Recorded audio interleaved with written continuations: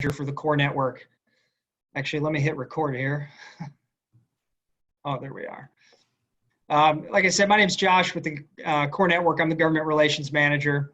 We're delighted to have you with us this afternoon for a presentation from our wonderful partner, the Bureau of Land Management, to learn more about their grants policy and process and what this means for partnership opportunities going forward. We only have an hour and 15 minutes for this workshop block, and I'd like to maximize our time together. To do this, I'm going to turn it over to my friend Mike Brown, the National Lead for Youth Programs at the Bureau of Land Management, to make some introductory remarks and to introduce his colleagues who will be presenting for us today. A few quick notes before I turn it over to Mike. We are encouraging participants to submit questions throughout the presentation in the chat box. We may have opportunity to open the mics towards the end of the presentation, and then when we shift to the Q&A portion. Following the presentation, do please consider completing your workshop evaluation form that can be accessed through the page for this session. With that, I'll turn it over to Mike for introductions from his end. Thank you, Josh. Hello, I would like to welcome everyone to the Bureau of Land Management workshop titled The Bureau of Land Management and Corps, a New Era in Partnership. My name is Mike Brown. I serve as the Bureau of Land Management National Youth Program Lead. A significant part of our youth program is the Youth Conservation and Service Corps program itself. The theme for this conference is A New Era, Corps in Today's America. With the Bureau of Land Management, we are committed to our Youth Corps program without doubt. So we want to be and we will be a part of the Corps in Today's America without question. One of the steps we have taken to ensure that this will occur, we have sponsored several listening sessions with our Corps partners, and this workshop here will serve as a listening session.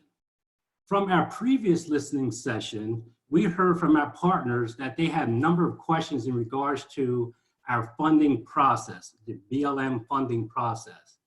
With that said, this workshop will focus on the Bureau of Land Management grants and cooperative agreement process. With the limited time today, we may not have the opportunity to address all questions, but as I mentioned before, we will continue to have a series of these listening sessions. I welcome any suggestion for future topics. Please feel free to reach out to me and we will add those topics to our listening session or focus groups, but we need to hear from our partners. Before we start this session, what I would like to do, I'd like to point out that I'm not sure if I have my next speaker, so let me continue.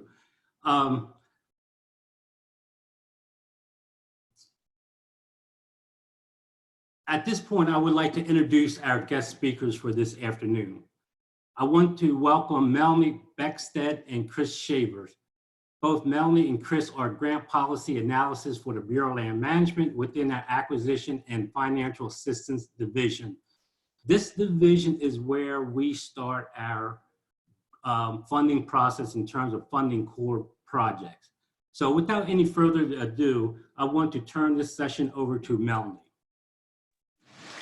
Thanks, Michael. I'm just going to turn on my camera here for a second, introduce myself to the group. So I just want to say hello to everybody.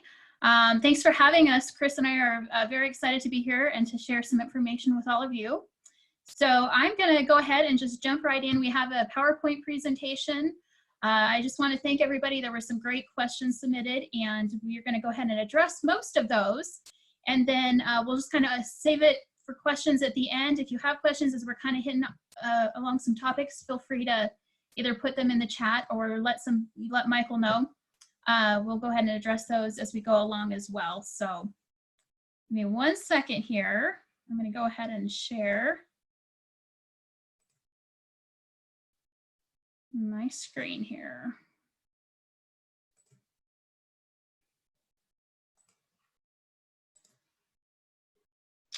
Okay. Michael, can you see that? I see just fine. Okay, fantastic. All right, so let's go ahead and just get started. The Bureau of Land Management Grants Policy Shop is made up of 3 of us. A lot of you are familiar with the three of us because we are former GMOs that used to work out in Utah. Maria Goches is our Bureau Grant Policy Manager. She's traveling today, so she can't join us, but many of you have worked with her for several years. She was the Grants Management Officer in Utah for a number of years, and then she trained me. So I came from Utah as well. My new position with headquarters is relatively new. I've been here about 6 months, so I'm a policy analyst. We also have Chris Shaver, who I'm gonna go ahead and let Chris introduce herself. Chris?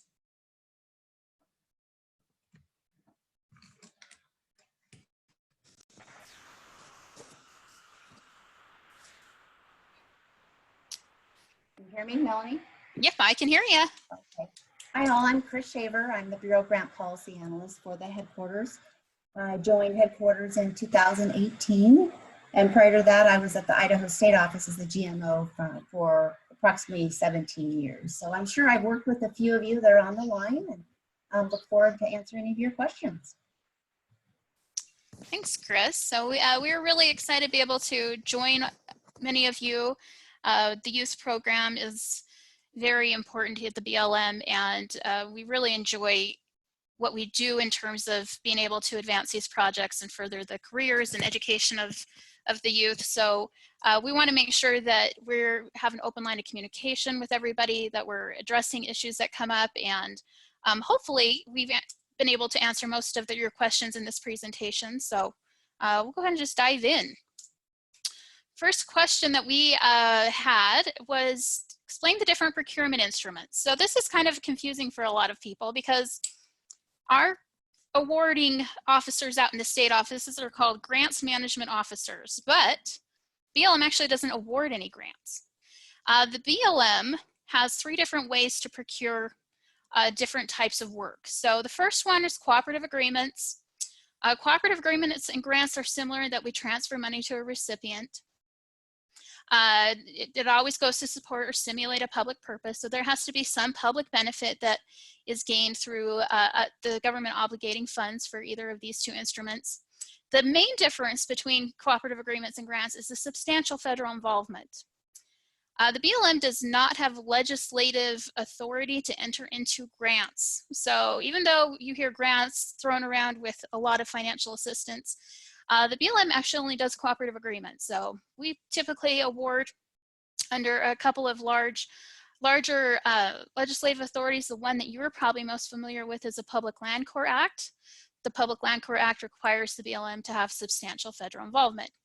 So in terms of the youth program, that substantial federal involvement looks at things like mentoring the youth, training, just pretty much anything where they're out on the ground helping the young people learn different types of land management activities, things of that nature. So that's financial assistance, encompasses both cooperative agreements and grants, but mostly cooperative agreements for terms of the BLM.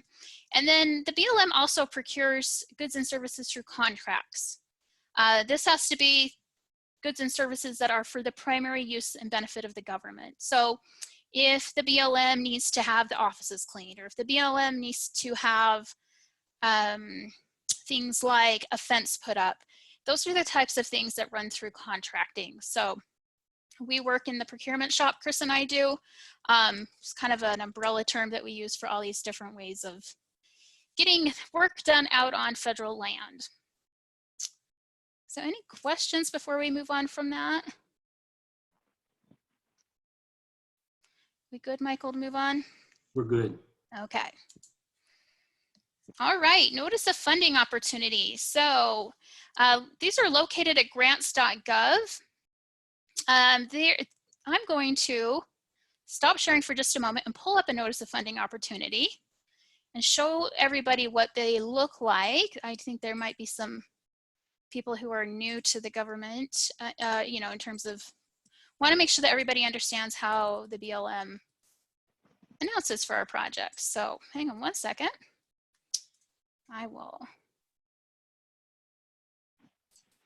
Let's take a look at this one here. Okay, let me go back and reshare my screen.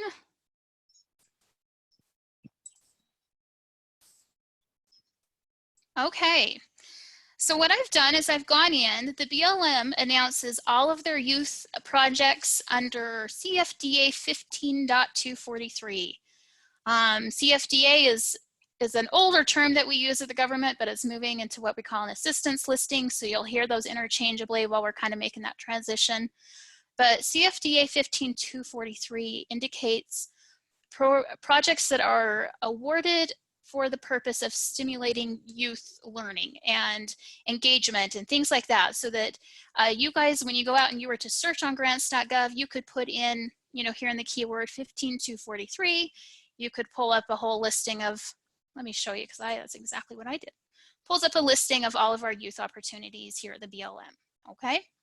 I'm just gonna go ahead and dive into the top one here. As you can see, there's a few of them out right now. They're listed by state, so there's some basic information in here. Talks about when the opportunity opens, the opportunity closes, estimated dollar amounts, things like that, who can apply. So here's where we have, you know, Qualified Youth Conservation Corps, which all of you are. Talks about, you know, the types of things that we do, education, public service opportunities, the ages that are eligible to participate.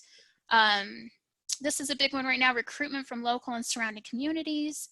I think we'll go ahead and hit on that when we get to priorities, but just so everybody knows, there's a specific piece in eligibility here so that we do not get, you know, universities that don't have a youth corps applying, or state agencies don't apply. These are set aside projects specifically for qualified youth corps. So I'm gonna go here to related documents and pull up a copy of the NOFO so everybody can see where the actual, let's see here. And then we're right in the middle of transitioning to the new administration and some new things. So there's some amendments in here, but we'll go ahead and pull up the most current version of this.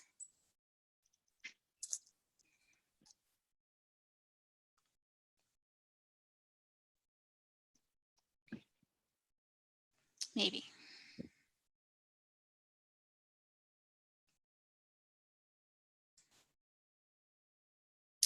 Michael, can you see the NOFO? I cannot.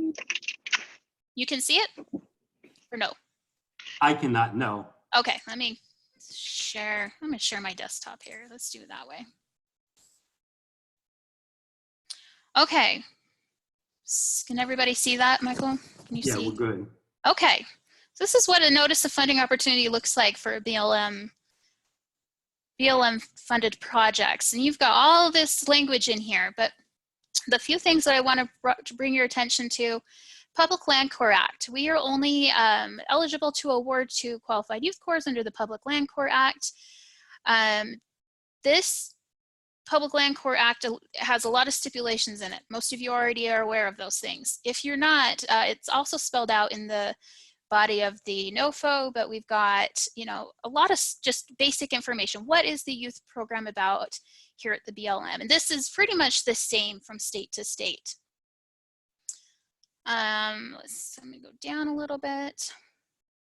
So we've got a lot of different, you know, things that we're trying to do here at the BLM, but this is really where we need you to focus when you're looking at a NOFO.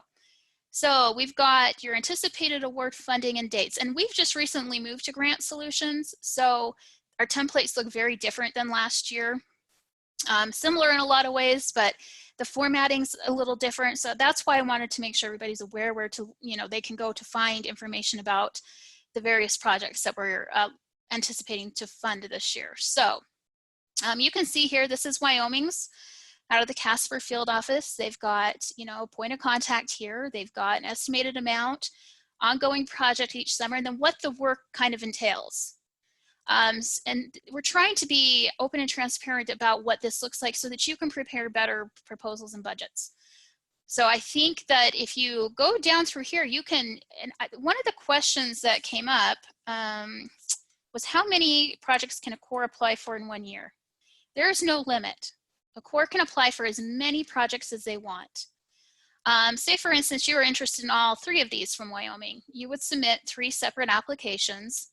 one for each of these projects, telling the BLM how you anticipate you could meet what we're looking to do and how you would like to do it. Different things like recruitment, you know, whatever it is that you need to do to get your proposal in, you would apply for a separate one for each of these projects listed here. So potentially you could have for, you know, one state, multiple applications in. Okay. I'm not going to go through a whole lot of this. This is a lot of government type language that doesn't probably surprise anybody that these get to be rather long. The one thing with the youth, just to make sure everybody's aware, we've got this 25% cost share. With the Public Land Corps Act, the Youth Corps is required to contribute 25% of the overall project total.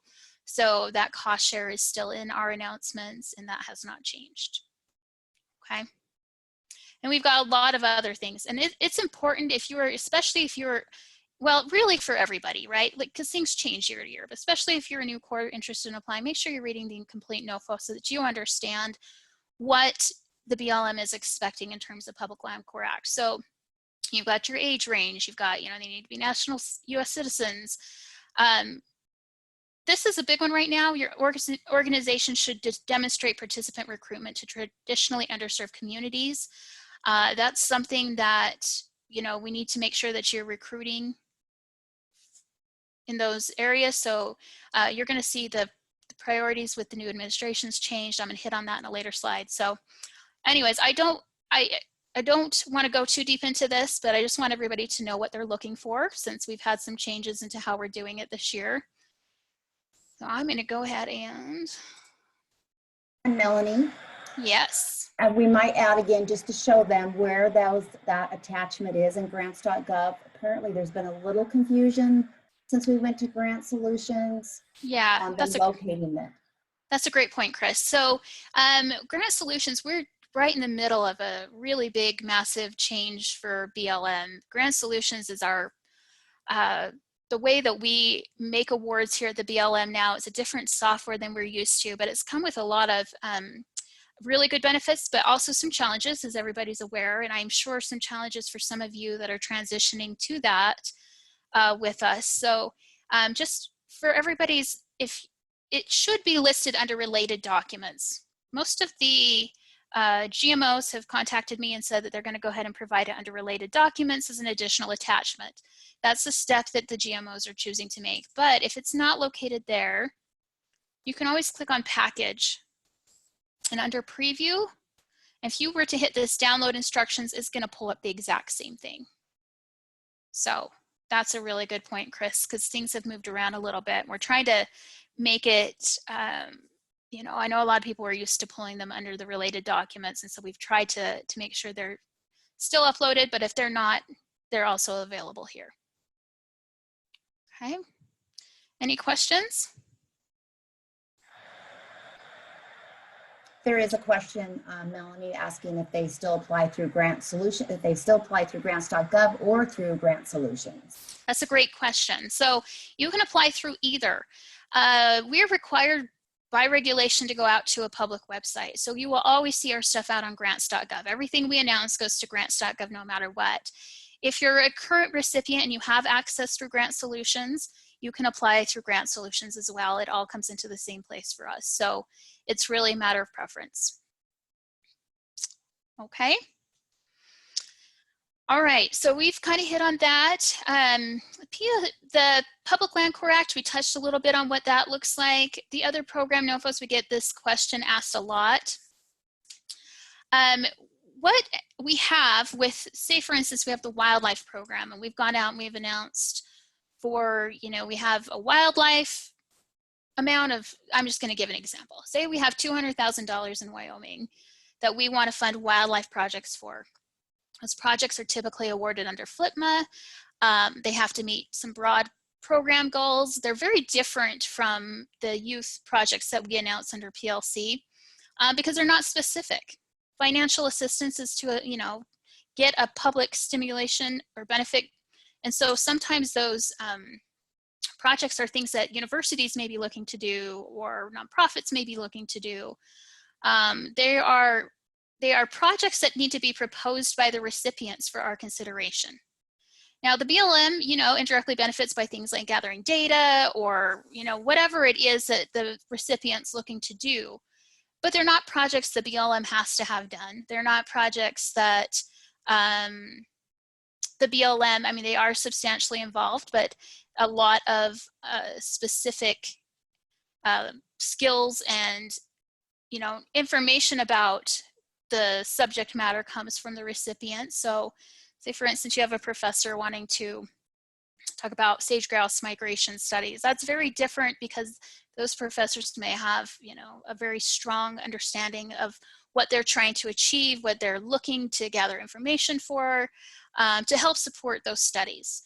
So that's how we typically announce for under projects that are usually supported by FLTMA, which is the Federal Land Protection Management Act. Those are announced in separate announcements. Youth projects are projects that we have to have by the Public Land Corps Act. We have to have people ready to mentor here at the BLM. So because Public Land Corps Act is focused on youth gaining an experience and understanding, we have to be able to provide that. And sometimes, you know, that takes a lot of planning. And you're going to see where we get into the planning cycle here in a few minutes. But it means that BLM has to make that commitment, that we have BLM professionals ready to stand by, train, mentor, you know, whatever it is with the youth. So that's another difference that we have. Let's see. Trying to think what else. Do we have any questions on that? I think there's a lot of, that was one of our questions. Okay, so I'm going to go ahead and keep going on. Just as a reminder to everybody, BLM is required by regulation to announce for 60 days. So I'm going to get into showing everybody how the cycle works with the announcements and the award process. Melanie, this is Yes. John McKinney with the Montana Conservation Corps. Hi. Thanks for doing this. Question about the 60 days. Many corps that have agreements that need to be renewed this spring are in the awkward situation that we're running out of time to get agreements in place by May with the 60 days. And so I'm wondering, are there ways to expedite that such that, you know, we're not waiting until July or August or even June, to be honest with you, because if we don't have agreements in place, it's hard to reserve the time for the BLM projects. So just kind of wondering how we can expedite that since many agreements are running up against the summer timeline. Right. No, I totally hear that because I think that's just a general problem. And I'm going to go into the cycle in just a minute. Hopefully that'll answer some questions on why we fall into this little conundrum, but we are that way with all of our programs because of field season, right? So I hear you, and I would love to have the perfect answer for that. And maybe as we, you know, we did have to jump this big hurdle with grant solutions this year, which did get our stuff out a little bit later. We're still working on some changes because of the administration change. You know, there's things that we can look at doing, but I don't have anything specific that I can say to that yet. I will say that I know a lot of times, and I know this isn't ideal, but a lot of times you submit an application with the anticipation of working the following year.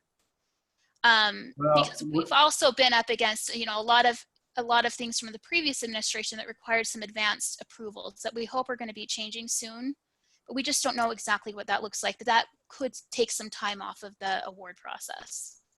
Yeah, because what is looking more and more likely is that essentially this year is a wash. No projects will get done, and then we'll use the agreement in the next 2 years. But that's not effective for the BLM to only be able to utilize the resources of Conservation Corps every 2 out of 3 years. Right. I mean, well, yes. And so projects that were awarded last year are actually going to be implemented this year. I mean, we are kind of in that year lag, and I agree. It would be really nice to get to a point where we can award in the, you know, earlier in the spring and be able to get that on the ground work done this summer. So I hear what you're saying, and I completely, you know, understand how frustrating it is. And I think that's something that we can, continue to try to work on. So I don't know, who else has worked with the BLM, but the last administration put in some requirements for us to get some higher level approvals to get a lot of this work awarded. And so that also caused some delays for the last 3 years or so. Some of those things appear to be changing, but we don't know exactly what that looks like yet. And so, but it's something for us to, to see if we can work towards, because I agree, it's not the ideal solution. Okay, thanks. Okay, I'm gonna go ahead and move on here. Just for everybody, this is what our NOFO process looks like. This is just to get a notice of funding opportunity out. So our notice of funding opportunity is approved at a higher level, and then we have the states go ahead and customize it for what they need. But this is our grant solutions process. So there's a lot of reviewers in the process before it even gets to publication. So just to kind of keep in mind, there's a lot of planning that goes into place. There's a lot of eyes on this work. Just to kind of be transparent and share with everybody, the BLM has some internal processes that are, just a part of government work, and we have to make sure that we're all in agreement that those projects support what the BLM is looking to achieve in terms of training, in terms of work that the youth gets done, making sure that we have the resources to support it. So I don't want to spend a whole lot of time on this, but this is something that we've implemented with Grant Solutions in concurrence with policy that's been in place. So, okay, application process. We've talked about the NOFO postgrants.gov, 60 days minimum. This is where we have an open period for accepting applications. 60 days is the regulation that we have, and there's not a whole lot of leniency we have with that. That's government-wide. That's not a BLM-specific time frame. That was implemented with the 2 CFR when that went into place. 2 CFR 200, probably about 6-7 years ago. I've lost track of time, but it's been a while. So we have to have those applications out there. Once our applications are accepted and our announcement closes 60 days later, then we take the applications, and we're dealing with the same kind of issues.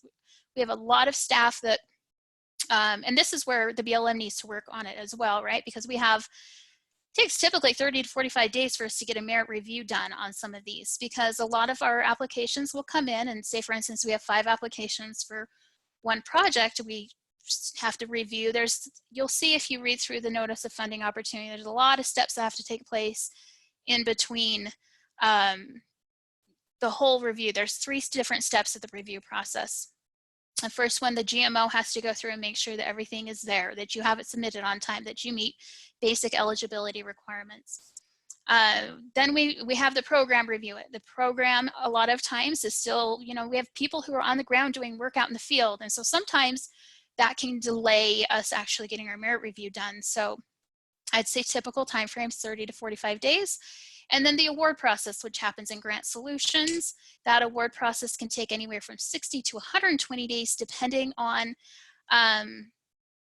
the quality of the application, depending on funding availability, depending on a variety of different things, the approval process that the BLM has implemented. A lot of different things can take place. Now, I think we're all looking for ways we can cut down in between these steps, but this is not, I want to say this is not an unlikely scenario. So does anybody have any questions on that? Melanie, we do have a couple questions here. Okay. One of which is, I'm gonna kind of summarize this. What prevents Corps from applying for projects that are not listed under the Corps NOFO? In other words, why can't a Corps apply for a grant or project Okay. under, let's say, wildlife or recreation or one of those other disciplines? Mm-hmm. Well, so the reason is because you have to be able to support that. I mean, it would be your type of project. I don't know that, and I guess Maria's talked to you about this before, and I can, maybe get something further on this. But I think that we're looking, when we have someone come in and apply under FLPMA, we're looking at a very specific project, one where you outlay exactly what you're going to do, how you're going to do it, the outcomes, the specific qualifications that you have to do it, how it advances, you know, the BLM priorities, all of those different things. It is my understanding that Youth Corps' mission is to get youth working out on the land and getting those experiences. And so a lot of times, I think it's sometimes not feasible that, you know, untrained youth are prepared for the higher level, more specific work that happens under FLPMA. May I Chris? ask a follow-up question? This is Sure. Charlotte. Mhm. So I work for HistoriCorps, and we have the we've encountered a situation where, you know, our staff bring a technical expertise to deal with historic structures and cultural resources, and we would really like to be able to engage and supervise Youth Corps on those projects. But we have run into kind of a roadblock where the NOFOs that are applicable to cultural and paleontological resource management specifically exclude the option to engage Youth Corps. Is that something that sounds familiar? Am I sort of stating the problem right? Because maybe we've misunderstood it. Yeah, I mean, you're correct. And I guess my question, you know, and I maybe we could follow up on this, but, you know, how does that project support the mission of the Youth Corps in terms of, you know, that programmatic piece of it? Like what is the Youth Corps, aside from the experience? Because that's really the PLC is really the only place where we have the option of coming in and providing an experience, right? A learning experience, something to do that. So, you know, Chris, do you have anything else to add to this? No, that's what I was going to say, because they, you know, typically they come in and they're their projects under like we said, like FLPMA. It's the applicant's project that they come in and tell us, you know, they ask for financial assistance from us, versus the Youth Corps, it is for us to mentor the youth to learn skills and knowledge on, you know, on public ground. And Charlotte, this is Mike Brown speaking. And I hear you loud and clear, and I hear this time and time again, and this is an issue that we're definitely are addressing. And I'm hopeful that during our next listening sessions, I can give you some more a substance answer in terms of why it's that way and what we can do maybe possible to change that. But this is a continuous theme that I hear time and time again. So it's on my radar, and we're going to definitely make some movement and get that needle to move in that direction, which we need to do. Thank you. I really appreciate that context, because we've been sort of including our BLM partners, we've been having a hard time figuring out whether this is just an obscure little problem and we're the only ones running into it, or if it's something that affects a wider audience and if there's something we can do about it. So thank you. Right. Yeah, I hear you, and we will definitely make some progress on that. And, you know, feel free to reach out to me if you have additional questions on that, but that's near the top of our list. But may I ask you at the same time, do you have this issue when you work with other federal land management agencies? Never. Nope. It's been very easy for us to include a Youth Corps almost in the same way that we might include a subcontractor for something like plumbing or electrical. It's something we do with the National Park Service, the Forest Service, and I believe Fish and Wildlife as well. Okay. All right. Yeah, expect to hear some more from the Bureau of Land Management on this. Yeah. Thank you for sharing that. It's good for us to hear how, you know, other agencies are working together. So that's helpful as well. I appreciate that.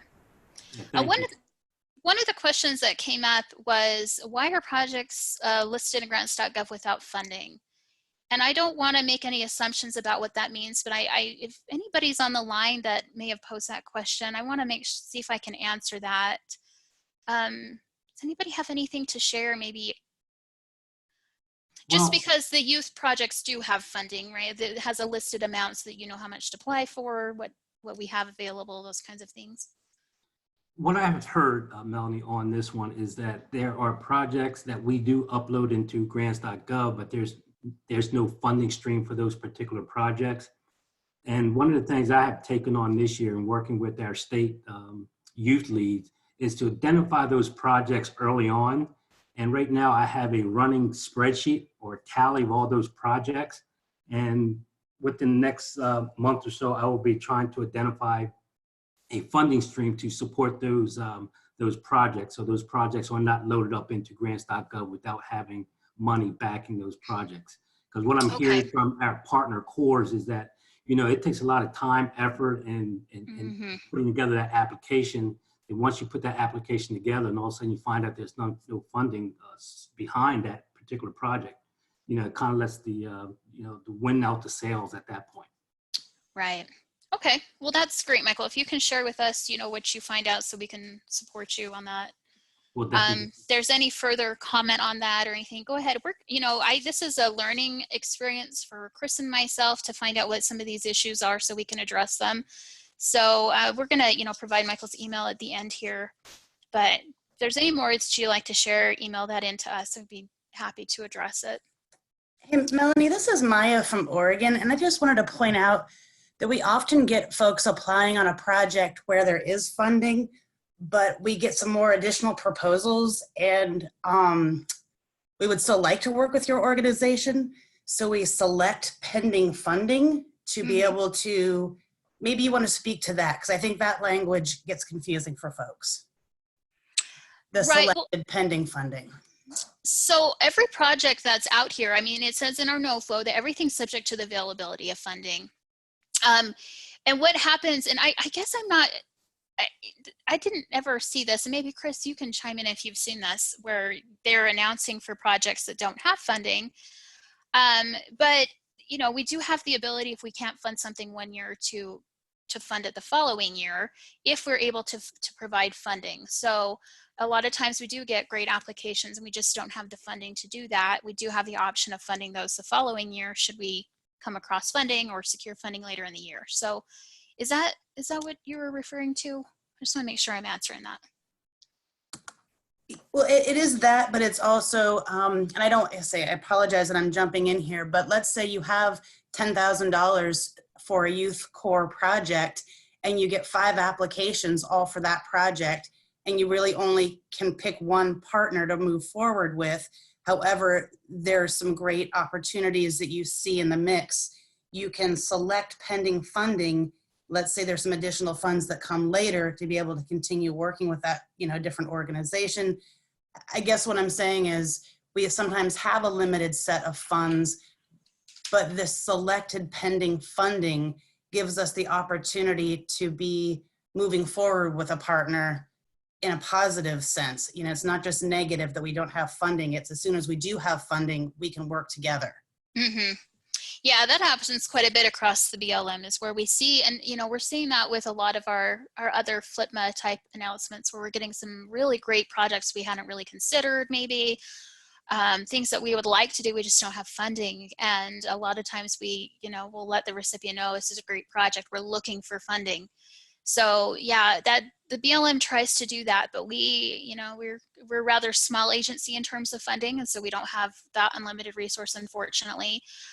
We have more qualified and exciting applications than we could ever fund, which is, for us a great thing to be in, but understandably frustrating for those of you that submit. So that is something that we've been doing more of, letting recipients know that we don't have it now doesn't mean we won't down the road, and we're trying to get it.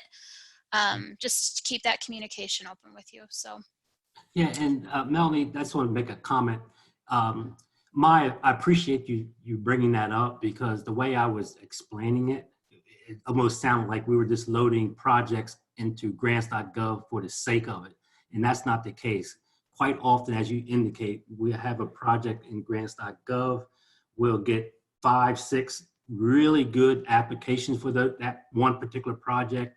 And at that point, we go into gear and say, oh, wow, we want to fund more of these, but it takes a while to identify those funding sources. So it does come across as if we are putting projects in grants.gov with knowing that there's no fund for that. And that's not the case.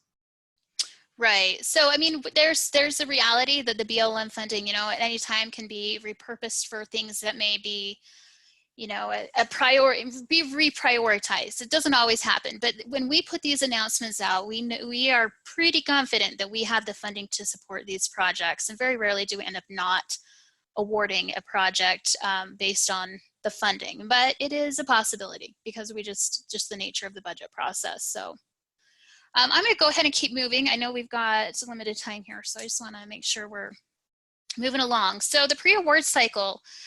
So we kind of start, everybody knows that the federal fiscal year runs October through September. There's a lot of planning that goes into place October through March. So I think everybody's aware of, you know, just the nature of how things go. We don't always get a budget in October.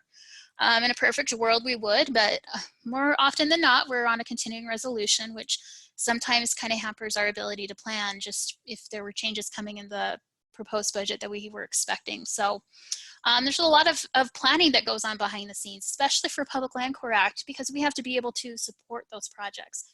We have to make sure that we have, you know, BLM time and availability out to do the on-the-ground training to make sure that your youth are getting a valuable experience and that they're learning. The last thing we want to do is to bring youth out into the field and not have it be meaningful. So there's a lot of planning that goes on to make sure that we have the resources to support these projects.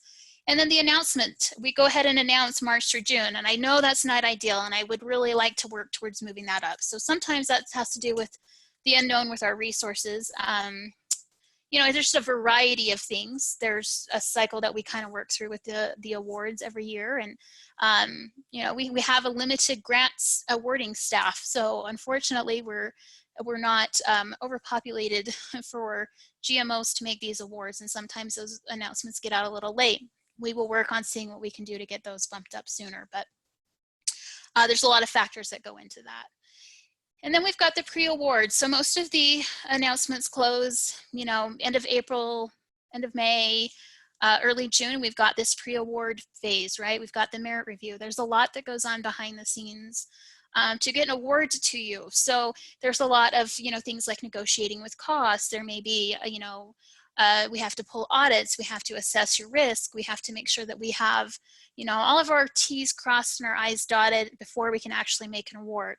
Unfortunately, that means a lot of awards don't get made till August and September, which means that work gets put off until the following field season, which is not ideal. I completely understand that. So we, you know, this has been a good way for Chris and I to see what some of the issues are. If you guys have any suggestions on, you know, things that we can do, we're open to take anything into consideration. Just wanted to make sure that everybody's kind of aware of some of the things that we're kind of up against. So anybody have any questions on that?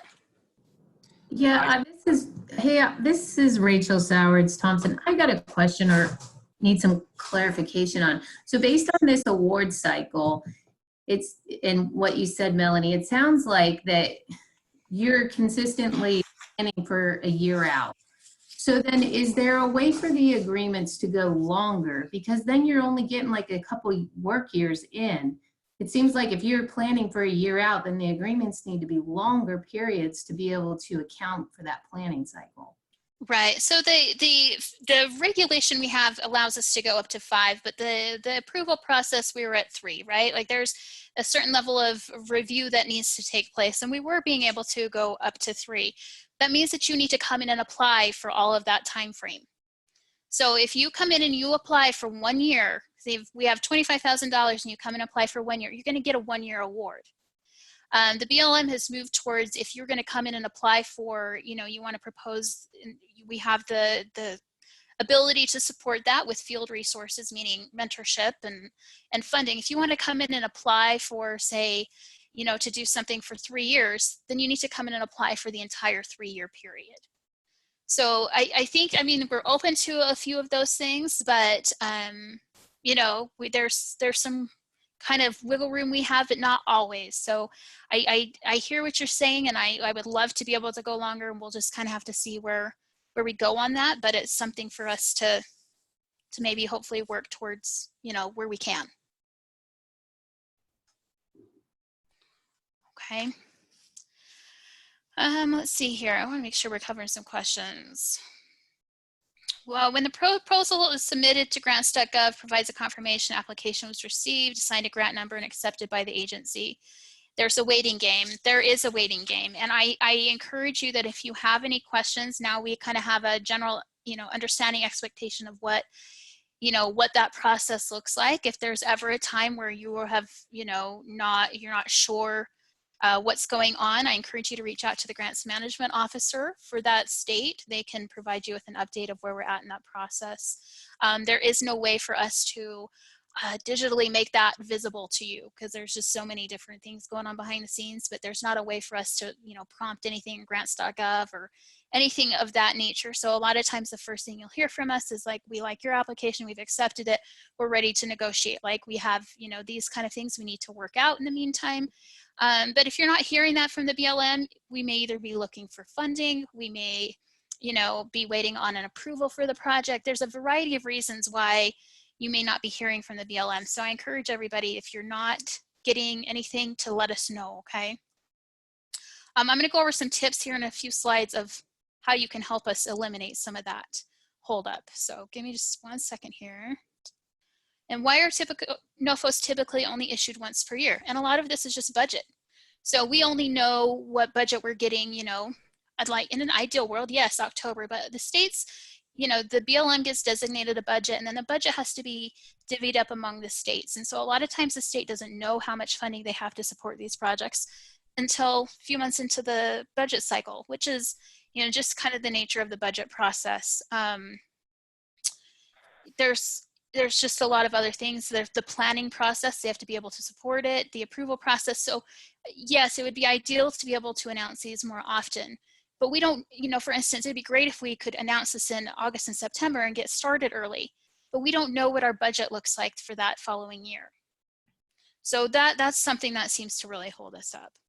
Yes, that's right, Melanie, it does. I mean, typically, like we said, we never typically get it in October any longer. And by the time the budget gets to the states, it's February or March. So that is a big factor in the delay of getting these awards out. Yeah. I would love nothing more than to be able to announce before October, but that's just not realistic with being able to provide you guys good expectations about what the BLM can support at that time. So, okay, let's go ahead and move on. So grant solutions, this is the award process in grant solutions. This is what happens step to step to step internal to the BLM. Just kind of wanted to give some clarity on what this looks like. So, I mean, we get our applications, we do reviews, there's a merit review, there's all these different things that happen. There's reviews by the state director, all the way up through the bureau director and possibly the assistant secretary for lands and minerals at the Department of the Interior. So you can see that all has to happen before we can even really get started on issuing an award. There's a lot of things that go on behind the scenes. We've mentioned audit review, working through your cost questions, negotiating on proposal, things like that. And then, we kind of go through this process where we get to make an award. There can be holdups at any point in this process for us. So I'm hopeful. I think Grant Solutions will be a good way for us to track this stuff a little more closely. But it's just a long, daunting process. So I don't want to dwell too much on that here. Oh, I am going to go back to one question. Why are NOFOs released within a similar 30 to 90-day window in the mid to late spring? So I hopefully answered that. I get that it really falls into the busiest time of the year, and it really does for us too. BLM, just like you, is really busy that time of year planning for field season. I know it's not ideal, but you can kind of see why we're able to only plan for actual funding that we have.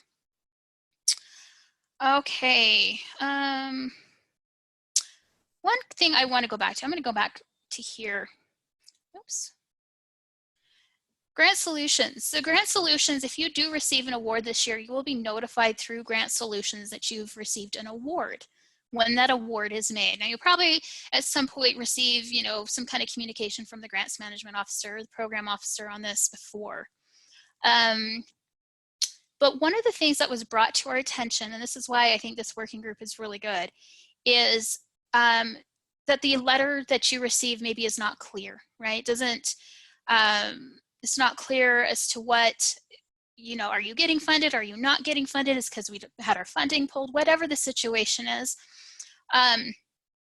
This will be your notification of award through Grant Solutions. If you do not get awarded and, you know, we had another application selected, we had funding pulled, whatever the situation is, I can make this commitment that we will get those letters straightened out, because I think, and correct me if I'm wrong from anybody, but those letters may have been confusing. So that's the feedback that we're getting. And I just want everybody to know that we are going to do something about that from the policy side of things and make sure that we're consistent with our communication to the youth corps in terms of what, you know, where your application, whether it's been accepted or rejected or whatever the situation is, we need to get better about that. So whoever provided that comment or question, I just want to thank that person, because I think that helps us do our job a little better.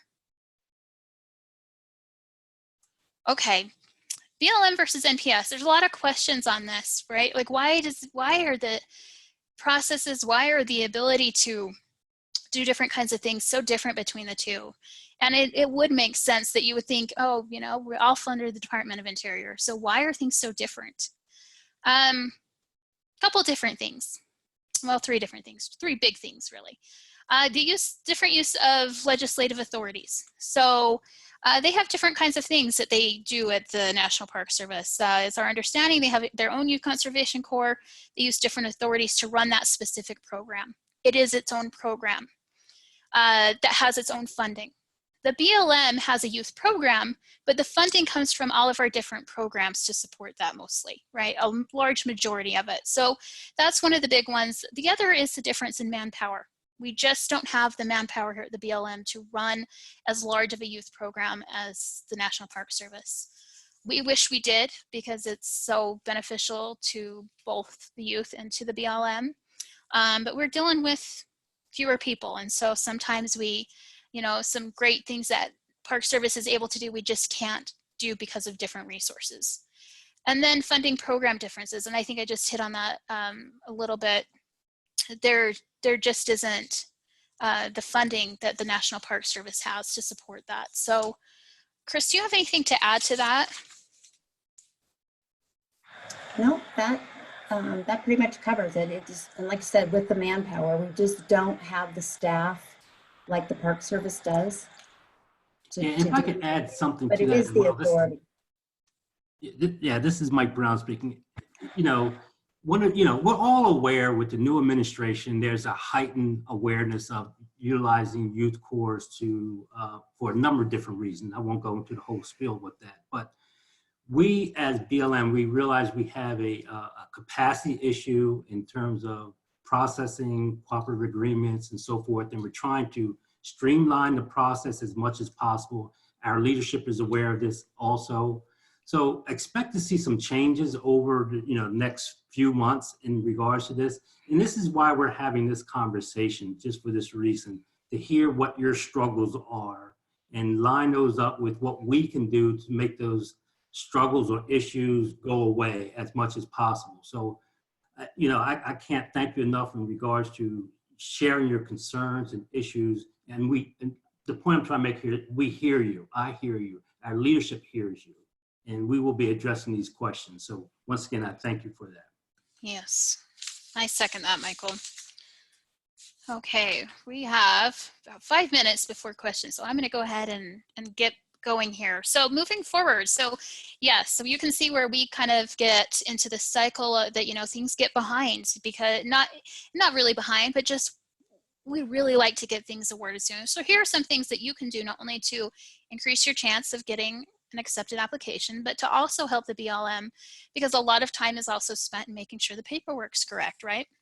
So these are just some recommendations. Standardized costs, and I know it's not easy for a youth corps to do this, but I have seen some who have done it and it's working out well. So things, uniforms, or you know, just costs that come up, travel, things like that. If there's any way for you to make those costs applicable across all of the different applications you're applying for, it makes it easy for us to work with you. You know, we may work through one or two where we're trying to make sure that we're all in agreement on what those costs are and that they meet, you know, regulatory requirements, things like that. But once we have an, you know, agreed upon way of kind of accepting those costs, what those costs look like, then it seems to make the application process run smoother. And a detailed breakdown. So we need to know why you have that. So if you're going to support 3 interns, you know, in this field office for, say, range work, and you need 3 sets of uniforms, you need to tell us that. Or if you're going to support, if you want us to support travel, which is, you know, completely justifiable charge, we need to know why. What are the plans for that travel? And, you know, what is the intern going to be doing? So those are the kind of things you can help us to do, because then we don't have to come back and ask those kinds of questions, which can delay everything. One of the things we're going to get into, I'm going to show you guys all of the new administrative priorities here that we have. We've got some department priorities. We've got some new Biden-Harris priorities. I'll show you those in a minute. But we need to know, like, what are we accomplishing? You know, what if we've got a youth group who wants to go out and build a trail, you know, what does that look like for us? What are we gonna achieve through that? So, and then I also really recommend contacting the field office mentor for the project. That person should be listed as a POC in the NOFO. That person is a really great resource for you to get a better understanding of what that work looks like. And what, you know, I think asking those questions helps you prepare a better application. So, and then you can contact your GMO for administrative questions. If you are new to the process or you just have questions, and, you know, I always encourage you to reach out to your GMO before you even apply if you can, just to help clear up some of those things. It always helps the process go smoother. And then Michael's talked about streamlining the process. This is stuff that we are looking really close at here at the BLM to see where we can streamline. Not, you know, we want to make this as burdenless as possible, which, you know, this is with applying for any financial assistance opportunity. It does come with paperwork, but we are open to suggestions and, you know, working with Michael and his group here from the policy side to make sure that we are streamlining it to the maximum extent possible where we can. So any kind of suggestions you have to do that, we are very, very welcome to. Okay. DOI priorities. So these are the new priorities.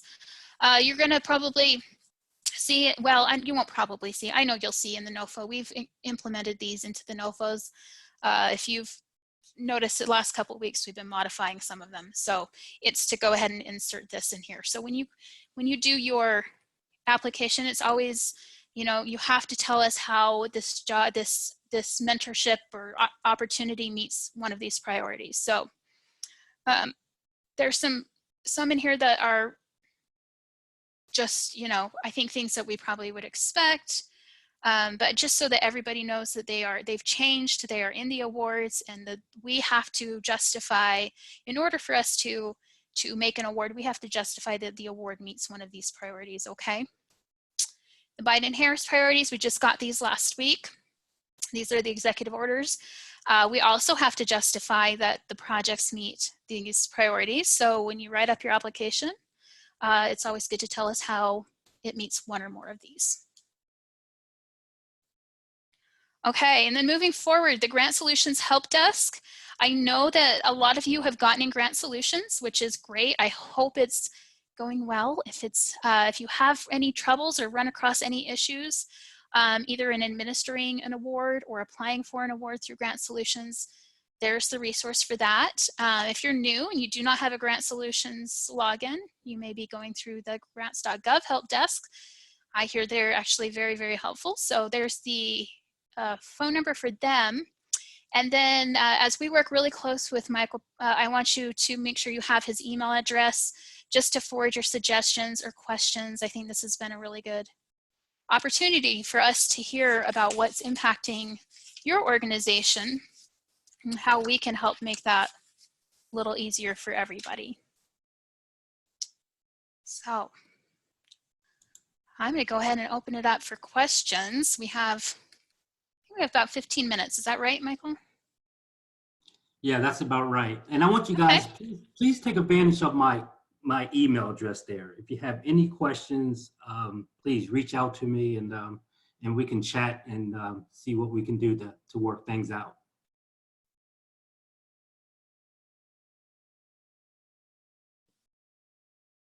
Oh, any questions? Josh, are you still with us? Yes, I am. Yeah, we had a few in the chat. Okay.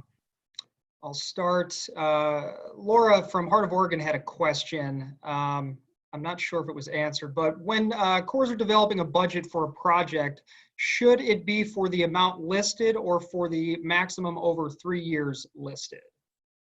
That's a great question. So that's going to be the maximum over 3 years. So if you're looking at one, I think the one for Wyoming said it was, looked like it was a 3-year project. They had $11,000 each year to support X number of weeks. You're going to come in and apply for the total amount.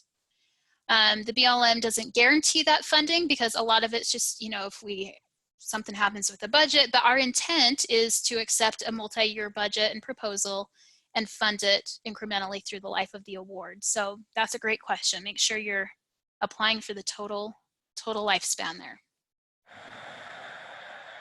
And we may the next following year, if there's, if we budget it for the next following year, we may check with you just to see if you need to revise your budget, if it's changed at all Yeah, from 1 year from the next. that's a great point. So yeah, we do review those year to year, but that's the only way for us to put a multi-year project in place right now. Great, thank Yeah. you. Another question, with respect to some of the increased amounts of funding that are coming from the Great American Outdoors Act and potentially to support the Civilian Climate Corps initiative that was in one of the executive orders that you referenced, what sort of policy adjustments is the BLM making with respect to those? In terms of GOA, it does not look like much of it's going to be going through financial assistance for a variety of reasons that I'm not quite sure on. But the Climate Conservation Corps, this is something that's new to us, and we're still trying to find out, how do we implement this and what it looks like for the youth course, because I think you guys will be the biggest ones to be impacted from this. So it's something that is just too new for me to have a great answer on that. Michael, do you have anything to add to that? Yeah, at this point in time, we're working with, the federal land management agencies within DOI. We're working with the Secretary's office, and we're going to be producing a report, a strategy, how we're going to move forward. But at this point in time, everything is so new and a lot of new faces. And so it's going to take at least several months before we get a good feel for how that's going to impact the overall youth program. Yeah, there will be more to come on that, I'm sure, much more.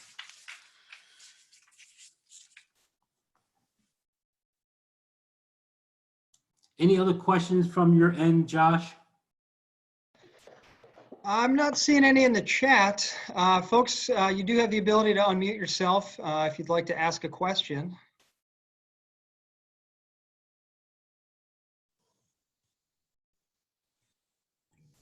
Hello, this is Laura Handy at Heart of Oregon Corps again. Thank you so much for providing this information and for working on the new administration's priorities as it relates to youth corps. We're excited to do that work with you. Mike, as far as overarching feedback, without, not trying to sound as if we're complaining, but more in support of our local office staff, pretty consistently for many years now, when we try to work with our local office, we're met with a line of interim details and backfills in other positions, and the staff really expressing that they have less than zero capacity to try to work with corps based on the amount of turnover and vacancies within their offices. And so I just want to ask for support for those offices, however that looks. The Forest Service uses partnership managers that help with both, volunteer groups, and other types of partnerships that are really effective conduit for us working with different forests. I don't know if the BLM is considering anything like that, but it's literal staff capacity seems to be a major stumbling block at the district level. And I hear you loud and clear. That's one of the issues that I brought up before, is that, you know, the whole issue of capacity, particularly if we want to ramp up on these projects. I mean, just myself alone, I've been in this position now all of about 5 or 6 months. So I hear the cries from the district offices, the field offices, and I'm working very closely with our state youth leads to identify those needs. And we will be ramping up our staffing in those areas as well. So yes, I'm saying I'm a broken record here, but just give me a little bit of time and we'll definitely be addressing those issues. Thank you so much, and welcome to your role. We appreciate you. Thank you. Melanie, this is John McKinney with Montana Conservation Corps, and yeah, I just want to reiterate what Nora said. Is you know, we are excited about furthering and leveraging these opportunities to partner together with the BLM, and you know, I love the spirit. And I think we're all pulling the same direction around the idea of engaging young people in those kind of service projects and those training opportunities. But I think it's important to remember, because I think we sometimes maybe have blinders on when we think of youth under the Public Lands Corps Authority. You know, the PLC Authority is youth up to age 30, inclusive age 35 for veterans. Many of the youth that are serving in our programs are college graduates, some with graduate degrees, able to do fairly sophisticated work. It's not just you know, moving dirt or building trails or things like that. And so that's where I wonder if our vision of the Public Lands Corps and what is a suitable project is often limited by our perception of the PLC Authority. And remembering some of these youth are actually very well educated, trained, and in some cases experienced young people who are looking for more professional development opportunities, but not necessarily at a basic level. And I also think there may be projects under other authorities where youth who are college educated or with graduate degrees may provide a great resource on a temporary basis, just using other authorities. So I think I caution the BLM from limiting its perception of what a youth is, because our participants are all those things, you know, younger teens, but they're also young adults with great expertise and training, who could add a lot of value to the BLM. So I think that's I good. appreciate that. No, that's some really good perspective. And I hear what you're saying, and I really appreciate your input on that. The question I have for you is, you know, in terms of how your organization is run, are they prepared in a way to come in and propose a project with not a whole lot of, you know, BLM oversight, maybe some help somewhere, you know, in furthering what they're doing, but maybe not so much oversight as we're used to under PLC. I just want to get an understanding of your organization. Are they prepared to do that? You know, I would say it varies a little bit on corps. You know, for Montana Conservation Corps, we have both a field crew program, a youth service program, and individual placement, which are usually college or recent graduates. You know, there are other corps that have more, that are dealing more with some graduate level folks. Mm-hmm. So the level of supervision required varies a lot. I think in all cases, we are looking to place young people just to go out and work as independent contractors with the BLM. You know, we are looking for some level of mentoring and guidance and development. But again, the development that a 16-year-old high school junior on a summer youth corps program is seeking is very different than the mentoring that perhaps a graduate level student who's interested in natural resource work and gaining some hands-on experience with the BLM may be looking for. So it could range quite a bit. Yeah, I appreciate your comments, because I notice when I'm talking outside this arena, I very rarely use the term youth. I refer to them at the Corps as young professionals, merging of professionals, and so forth. But for the most part, I think we have a branding issue in terms of the word youth, because it's kind of sets the tone in terms of, particularly based on age and professionalism and where folks want to go in terms of natural and cultural resources as professionals. And I hear you loud and clear. I think we need to really think how we utilize that term as youth. That's a really good point, Michael. Maybe something that we can work on together. Yeah. I think we have less than 5 minutes, and I'm making the assumption that we have Kristen Martine on the call. And the reason I want to introduce her is she is the Deputy Division Chief for Education, Cultural, and Paleo Resources for the Bureau of Land Management. And that's where the youth program or emerging professional program is housed within that division. So, Kristen, are you on the line? You can kind of share some of your thoughts from the leadership perspective.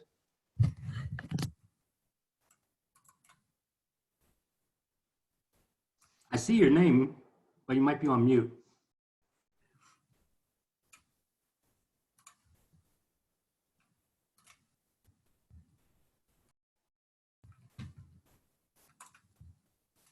Can you hear me?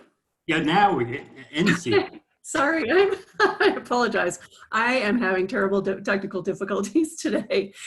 Mike, thank you for the introduction, and thank you for allowing me a moment just to speak with folks and share my thanks. So Mike had my job title correctly. I'm the Deputy Division Chief for Education, Cultural, and Paleontological Resources with the BLM's headquarters office. I really appreciate everyone participating today in this virtual workshop. It's been a learning experience for me, and I've jotted down multiple action items that I hope to follow up with Mike and the rest of you on. I'd also like to thank you all for your long history of partnership. I think most of you have partnered with the BLM in the past, and if you haven't, I hope you are able to in the future. You know, Corps have valuable contributions to make to conserving our public lands and waters while simultaneously offering job and workforce development opportunities. It's the best combination, and we're so fortunate to be able to establish these partnerships. I heard a reference to the Great American Outdoors Act and the Climate Conservation Corps. The Department of Interior has, or is in the process of developing, I think, some specific direction for the bureaus within Interior when it comes to implementing what we expect to be a new Climate Conservation Corps. I expect that the objectives will be to achieve climate resiliency and workforce development objectives. So just carrying on this great tradition. We don't have a lot of specific information about that yet, but we will certainly keep you in the loop when we have more direction. And I expect many of you in attendance today can help us contribute to this effort. So just again, thank you very much. Mike knows how to reach me, and I really appreciate working with and hearing all of you today. So don't hesitate to reach out. Thanks, Mike. Sorry, and again, sorry about the technical issues I'm having. No. Been there, done that. I think we've all been there and done that. But also, I'd like to thank everyone for their participation this afternoon as well. Great conversation. Once again, we're going to have a series of these listening sessions or focus groups. I believe we'll continue to talk and communicate with each other, that we can only enhance the process as we move forward. And a special thanks goes out to Melanie and Chris for an excellent presentation this afternoon. I cannot thank you guys enough, because when it comes to funding our core projects, you know, once again, it starts in your office, and once again, communication is key. And also a special thanks goes out to the core network, Josh Tui and Bobby Tillett, for all their support they have given BLM over the last several months as well. So once again, please, you guys do not hesitate to reach out to me. I'm always available, and I'm willing to take on a lot of these really difficult questions and tasks that we need to address as we move forward. But all in the same breath, I'm really excited about the new administration in terms of their heightened awareness of the Corps and the importance of Corps, and also supporting those on the ground mission critical projects as well. So I see nothing but productive days ahead of us as we move forward. So are there any last minute questions?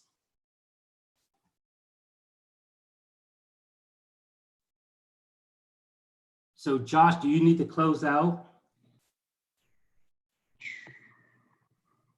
I do.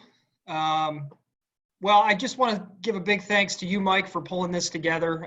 You know, just the last couple of months that we've gotten to know each other, you've been a delight to work with, and really looking forward to what really seems to be shaping up to be a new era in our partnership between the Corps and the Bureau of Land Management.